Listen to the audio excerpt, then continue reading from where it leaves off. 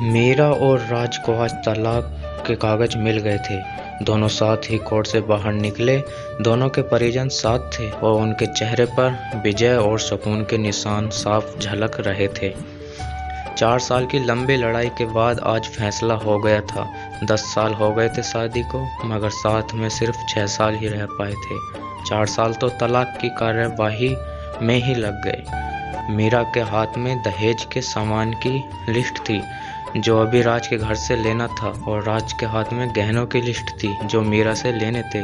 साथ ही कोर्ट का यह आदेश भी था कि राज 10 लाख रुपए की राशि मीरा को चुकाएगा।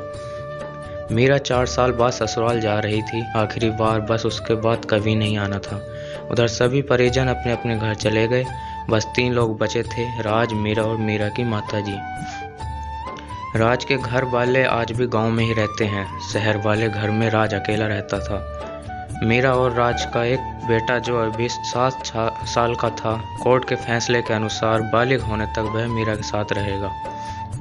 राज महीने में एक बार ही उसको मिल सकता है। घर पहुंचा तो राज थका हारा सोफे पर पसर गया और बोला, ले लो जो तुम्हें चाहिए, मैं नहीं रोकूंगा। इतने में ही मीरा की माँ की आवाज़ आई, कहाँ है तेरा सामान? इधर तो नहीं दिखता, बेच तो नहीं दिया इस शराबी ने?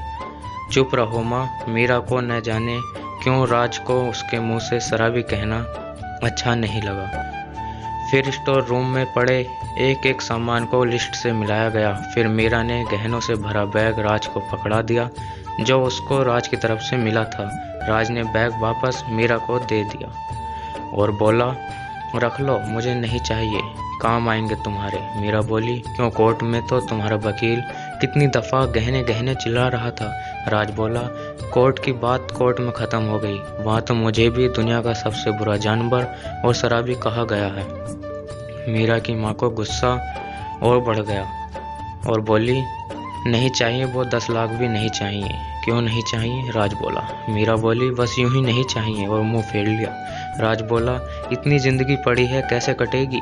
ले जाओ, काम आएगी। इतना कहकर अपने रूम में चला गया। उसकी आंखों में आंसू होंगे जिनको छुपाना भी जरूरी था।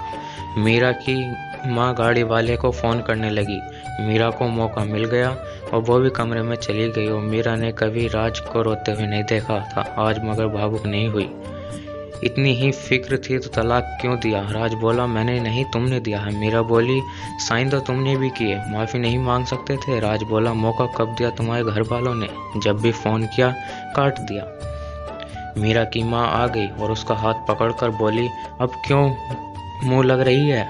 माँ बेटी बाहर सोफे पर बैठकर गाड़ी का इंतजार करने लगी। मीरा के अंदर भी कुछ टूट रहा था, दिल बैठा जा रहा था। फिर भी उसकी नज़र सामने तुलसी के पौधे पर गई। उसके साथ तुलसी भी सूख गई। घबराहट और बढ़ी तो फिर से अंदर गई। अब माँ की अनसुनी कर दी। कमरे को देखा, पूरा कमरा अस्त व्यस्त हो गया। उसकी नज़र उन फोटो पर गई जिनमें वो रात से लिपटी हुई मुस्कुरा रही थी। कितने सुंदर दिन थे वो। इतने में गाड़ी आ गई और फिर मीरा बाहर सोफे पर सुन्न सी बैठी थी। राज गाड़ी की आवाज़ सुनकर बाहर आ गया और अचानक से कान पकड़कर घुटनों के बल बैठ गया। बोला, मत जाओ, माफ़ कर दो।